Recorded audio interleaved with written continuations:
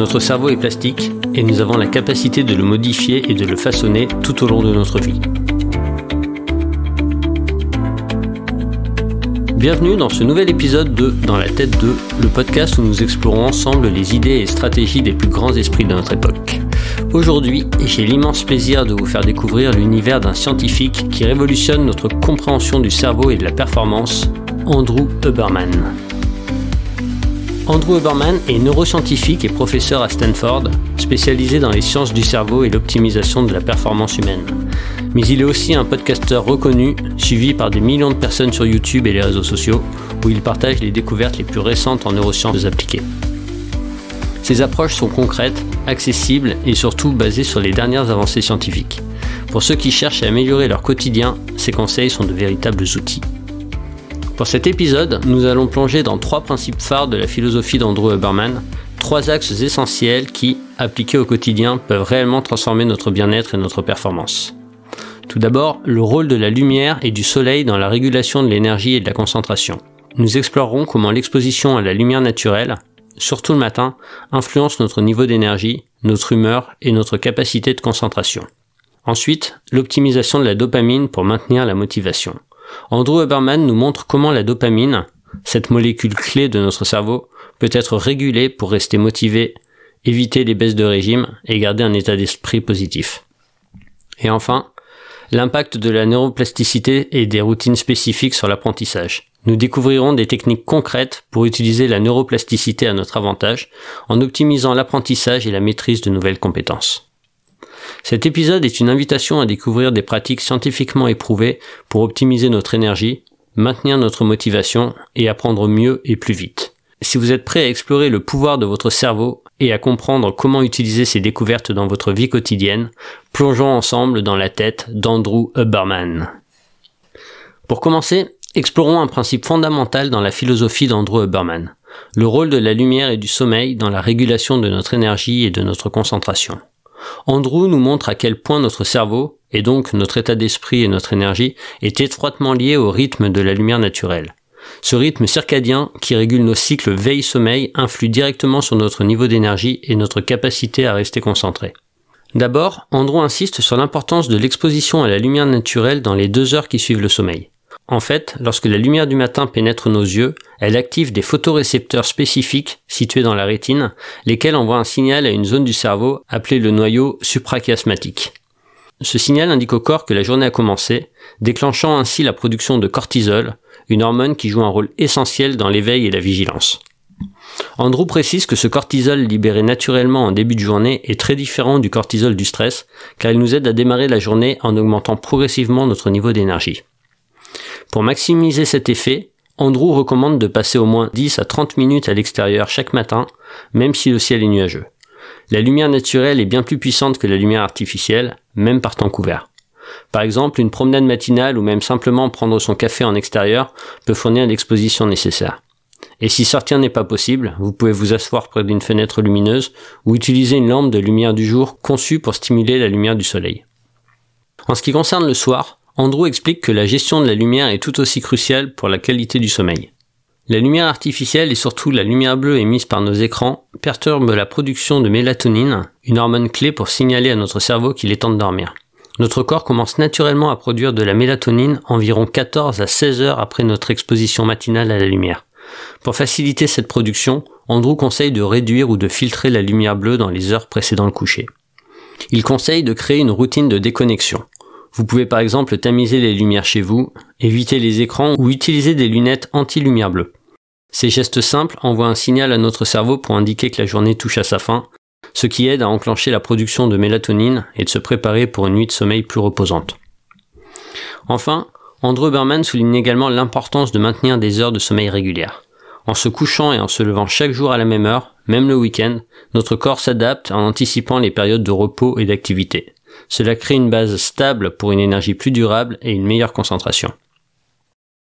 Un dernier conseil pratique pour optimiser ce rythme, si vous avez des difficultés à maintenir une routine de sommeil, Andrew recommande des techniques comme la respiration ou la méditation pour se relaxer avant de se coucher. Et pour les jours où une bonne nuit de sommeil n'a pas été possible, il suggère des siestes courtes, de 10 à 20 minutes, qui permettent de se revitaliser sans nuire au sommeil de la nuit suivante. En intégrant ces routines basées sur la lumière et le sommeil, vous pouvez transformer votre énergie et votre concentration de manière durable. Comme le rappelle Andrew Huberman, utiliser la lumière pour réguler notre cerveau est un outil gratuit et incroyablement puissant. En suivant des habitudes simples, comme s'exposer à la lumière naturelle le matin, éviter les écrans en soirée et respecter un rythme de sommeil régulier, nous alignons notre corps et notre esprit pour des journées plus productives et équilibrées.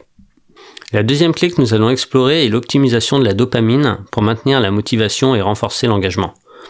Andrew Huberman nous apprend que la dopamine, un neurotransmetteur souvent appelé la molécule de la motivation, est essentielle pour générer un état d'esprit positif et maintenir un effort constant sur le long terme. La dopamine fonctionne un peu comme un système de récompense. Quand on anticipe une réussite ou un plaisir, elle est libérée dans le cerveau, ce qui nous pousse à avancer. Mais Andrew nous apprend aussi qu'il est possible d'utiliser la dopamine de façon durable pour éviter ces fluctuations de motivation si souvent frustrantes. Andrew explique que lorsque la dopamine est libérée de manière continue et modérée, elle crée un cycle de motivation plus stable, ce qui aide à apprécier le processus plutôt que de se focaliser uniquement sur la récompense finale. C'est ce qu'il appelle la gratification différée. Dans la vie moderne, on est souvent exposé à des récompenses rapides, que ce soit par les réseaux sociaux, les petites distractions ou les plaisirs immédiats, ce qui peut entraîner des pics de dopamine suivis de chutes. Résultat, on perd vite l'envie de continuer à faire des efforts réguliers. Pour maintenir un niveau de dopamine stable, Andrew recommande de modérer les petites gratifications et d'espacer les récompenses. Il nous conseille de regrouper plusieurs petites réussites avant de nous offrir une récompense. Par exemple, si vous travaillez sur un projet, attendez d'avoir atteint plusieurs étapes pour vous accorder un plaisir, comme une pause prolongée ou une activité que vous aimez. Ce type de régulation renforce votre capacité à apprécier l'effort pour lui-même sans être dépendant des récompenses immédiates.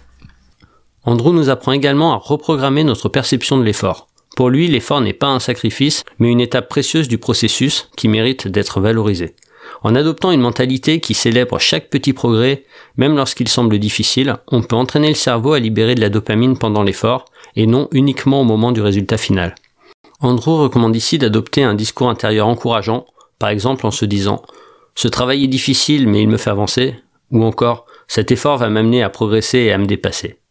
En transformant notre perception de l'effort en quelque chose de positif, nous stimulons la dopamine et renforçons notre motivation en cours de route.